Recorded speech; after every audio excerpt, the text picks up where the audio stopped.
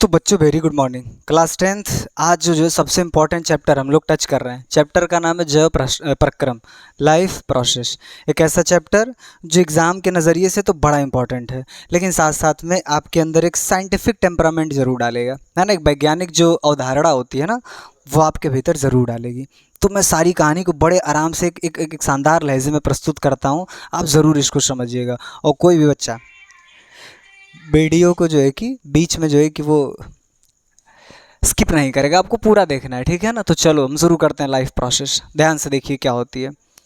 एक ऐसी प्रक्रिया जिसके ज़रिए एक जीव वृद्धि करता है, जिंदा रहता है और कहीं ना कहीं अपने अपने अस्तित्व को बरकरार रखता है ना। जैसे यहाँ पर लिखा हुआ है कि लाइफ प्रोसेस में क्या होता है, ये वो प्रोसेस है जिसमें एक जीव जिंदा रहता है, वो ऊर्जा प्राप्त कर लेता है और कहीं ना कहीं अपने सर्वाइवल, अपने अस्तित्व को मेंटेन किए रहता है।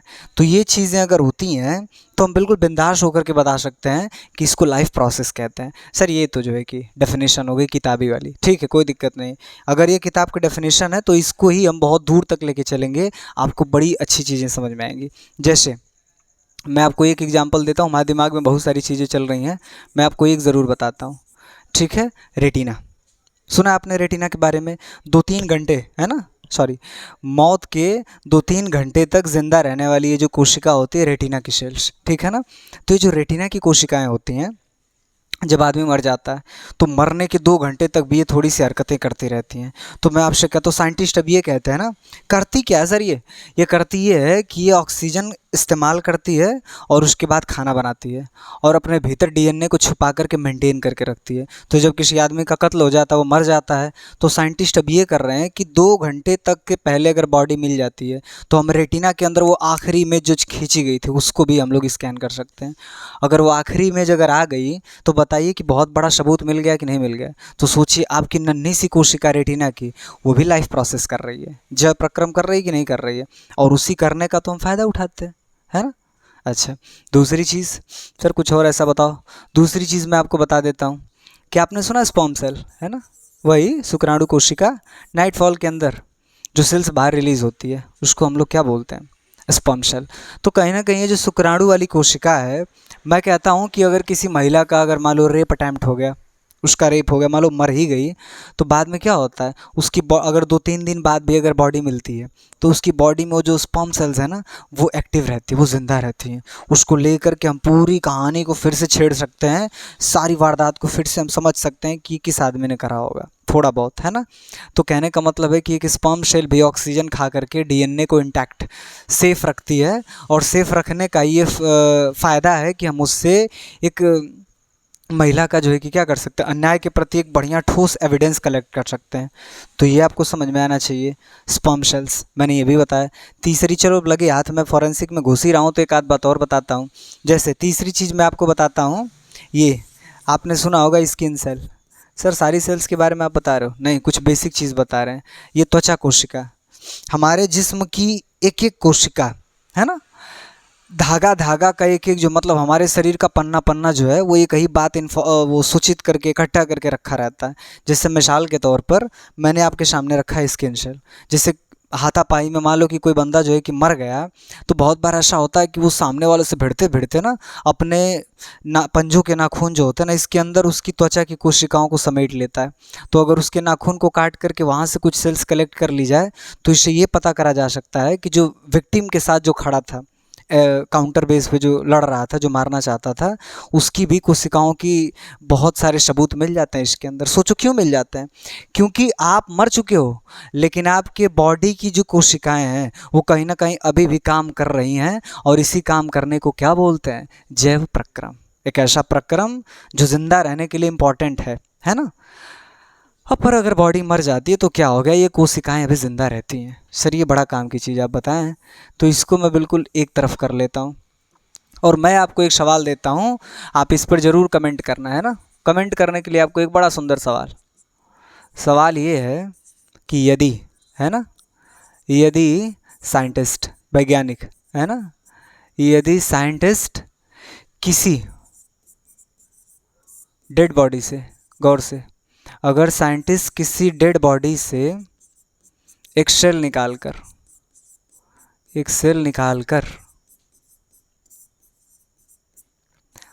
उसका क्लोन पैदा कर दे। क्लोन समझते हो, एकदम फोटो कॉपी, क्लोन पैदा कर दें। और ये बड़ा इजी होता है। आप सुने, अगर हमारे पास में आम का पेड़ है और उसकी एक पत्ती का अगर हज़ारों टुकड़ा किया जा सकता है ना, तो उस हज़ारों टुकड़ों से एक आम पैदा किया जा सकता है। टिश्यू कल्चर, ऊतक संवर्धन। तो जो एक टुकड़े से वो जो पूरा पेड़ बन गया, क्या मैं उसको लाइफ प्रोसेस बोलूँगा? क्या मैं उसको कहूँगा कि एक लाइफ प्रोसेस का हिस्सा है? इसको आप सोच के बताओगे, ठीक है। ये अच्छा सवाल है, मैं आगे समझाऊंगा इसको अगली वीडियो में, ठीक है ना। चलो इसको किनारे करते हैं। तो मैं आपको चीज़ें बता रखा था। मैंने आपसे कहा कि लाइफ प्रोसेस क्या है? एक ऐसी प्रक्रिया है जो हमारी बॉडी को ज़िंदा रहने के लिए इम्पॉर्टेंट होती है, ठीक है। इसके बाद ये जो जय प्रक्रम है ना, जैसे पहले मैं आपको यही बता देता हूँ ना कि जीवित रहने की जो प्रक्रियाएं हैं वो कौन कौन सी हैं। तो देखो बच्चों, एक बात छोटी सी, कुछ प्रक्रियाएं हैं जो कि डिफाइन है। डिफाइन समझते हो? जिनको परिभाषित किया जा सकता है कि हाँ ये है। और दूसरा है अनडिफाइंड, है ना, अपरिभाषित। तो गौर से सुनो हमारी बात। जैसे मैं आपसे कहता हूँ, अगर मैं बात करता हूँ आपसे प्रजनन की, आप प्रजनन समझते हो कि एक प्रजाति का अपने ही जैसी प्रजातियों का पैदा करना। जैसे कोई एक ह्यूमन बींग्स है, एक मनुष्य है, तो उसने भी एक मनुष्य पैदा कर दिया, इसको प्रजनन बोलते हो। तो अब सोच के बताओ कि क्या प्रजनन करना जिंदा होने का सबूत है? नहीं। ऐसे तो बहुत सारे लोग हैं, जैसे अब हम लोग हैं, शादी नहीं हुई तो कहाँ बच्चे पैदा कर पाएंगे। तो कहने का सेंस ये है कि या तो ऐसे कर लो या तो वो बता देते हैं, जैसे खच्चर होता है, हिन्नी होती है, मधुमक्खी में ड्रोन होता है, ये सब तो कभी बच्चे नहीं पैदा करते हैं। तो इस हिसाब से तो मुर्दा हो जाएंगे। तो ऐसा कुछ नहीं है कि जो बच्चे पैदा करे वही जिंदा होता है। और शादी वादी के बाद भी तो बहुत सारे लोग जो है कि बांझ हो जाते हैं, तो वो भी कहाँ बच्चे पैदा कर पाते हैं। तो क्या बच्चा पैदा करना सब जिंदा होने का सबूत है? No, this is not the evidence of yes living. जिंदा होने की तो ये कम से कम प्रोसेस में नहीं आता है। इसके बाद मेरी बात सुनो, दूसरी चीज़ सोच करके बताओगे, है ना। क्या वृद्धि करना, बच्चों सोच के, क्या वृद्धि करना लक्षण है जिंदा होने का? हिमालय ने बड़ी सारी वृद्धि करी है, हिमालय इतना बड़ा हो गया है, तो क्या मैं कह दूंगा कि हिमालय जिंदा है? नहीं। वृद्धि करने भर से जिंदा नहीं हो सकता इंसान, है ना। वृद्धि करने में भी दो चीज़ें हैं। अगर वो बाहरी वृद्धि कर रहा है जैसे हिमालय, तो नहीं माना जाएगा।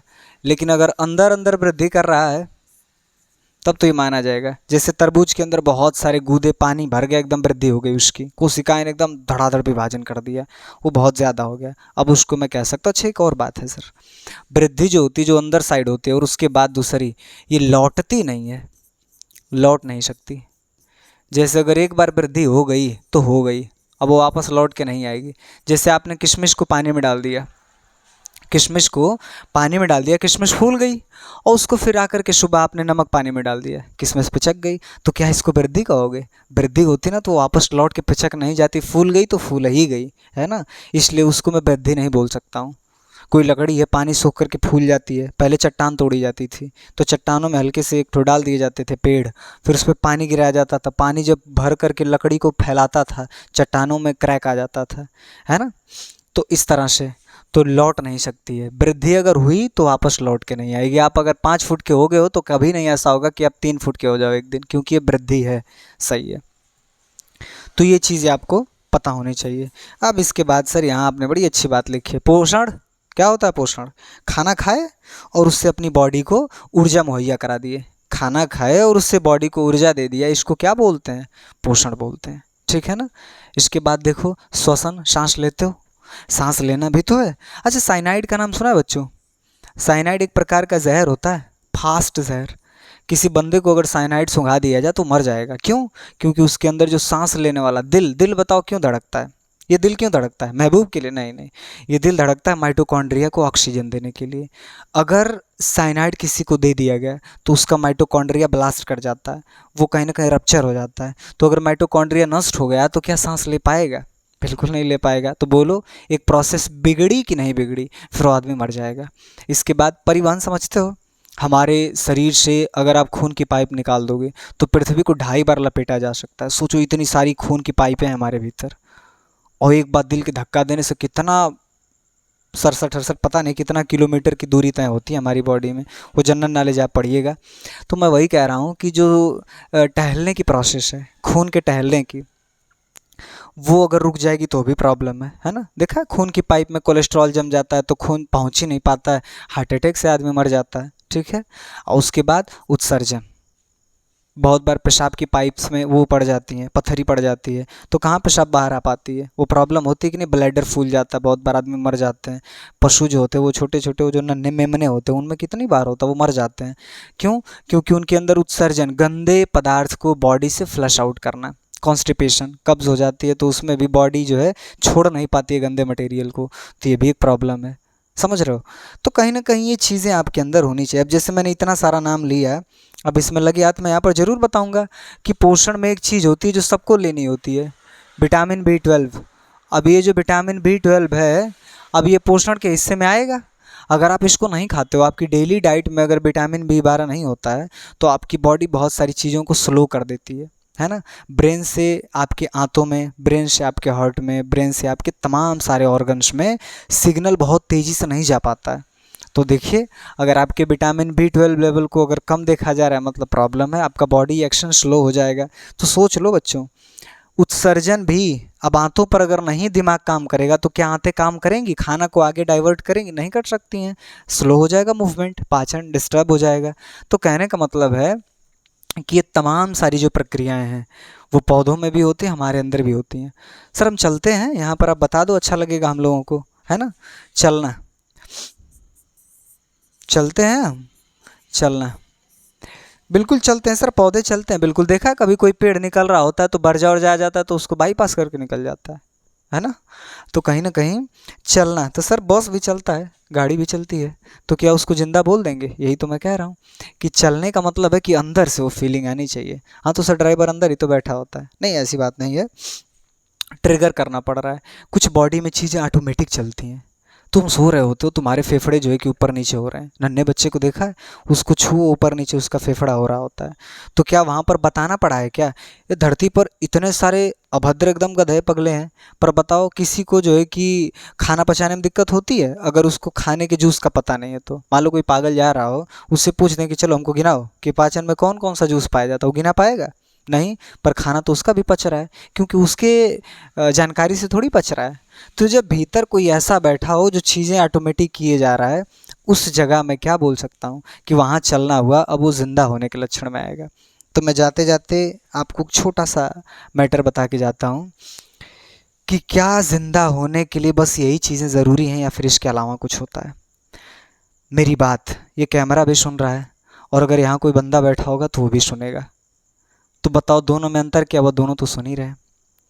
अगर आप कहते हो कि खाना खाना जिंदा होने की निशानी है, तो आपको पता है बहुत सारे रोबोट्स भी खाना खाते हैं, तो पाचन तंत्र लग चुका है रोबोट में। आप जब ऊर्जा नहीं पाते हो तो आप खाना खाने लगते हो। रोबोट भी जब ऊर्जा नहीं पाता है तो अपना जो है बगल से 3 प्लग निकाल के ले जाके चार्जर में लगा देगा, वो भी अपने आप को खाना दे रहा है। बड़े बड़े जो रोबोट्स होते हैं वो छोटे छोटे रोबोट्स को पैदा करते हैं। तो बताओ प्रजनन हुआ कि नहीं हुआ?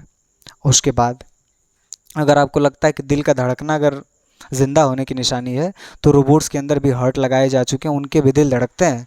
तो सोचो कि अगर सच में जीवंत होने के यही सब सबूत हैं, तो ये तो अपना रोबोट भी करता है। तो क्या आप सच में ज़िंदगी को समझना चाहते हो, तो बायोलॉजी की तरफ एक रुझान आपका होना चाहिए। आपको सीधा प्रूफ मिलेगा जब आपके होठों से कृष्ण की मुस्कुराहट आ जाए, जब आपकी आंखों से बुद्ध की झलक निकलने लगे, जब आप बोलो तो आपके मुंह से श्रीमद् भगवत गीता, वेदांत, ऐसी चीज़ें फूट पड़ें, समझ जाइए कि आप जिंदा हैं, है ना। ये सब चीज़ें होती हैं। पर आपको मैं और सारी चीज़ें बताऊंगा बच्चों, बहुत ध्यान से बारीकी से इस पूरे लेक्चर को समझिएगा। बाकी तब तक के लिए ओके बाय। अगले लेक्चर में इससे भी खूबसूरत कंटेंट के साथ बात करते हैं। अभी मैंने पूरा नहीं बताया, मैंने बहुत छोटी सी बात आपके सामने रखी है। आप कमेंट में ज़रूर बताना कि अगर आपको अच्छा लगा तो मैं इसको जारी करता हूँ आगे, है ना। धन्यवाद।